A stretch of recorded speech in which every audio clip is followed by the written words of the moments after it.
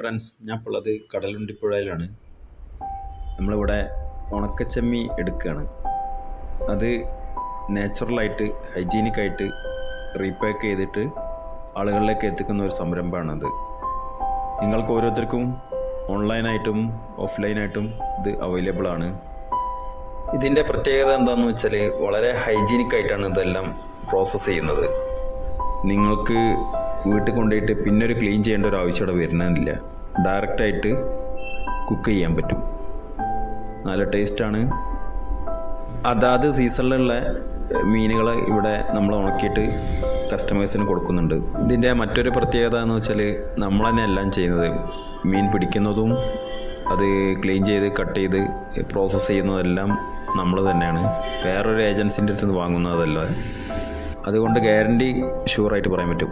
2 പാക്കറ്റിൽ അവൈലബിളാണ്. 100 ഗ്രാം, മറ്റേത് 200 ഗ്രാം ഉണ്ട്.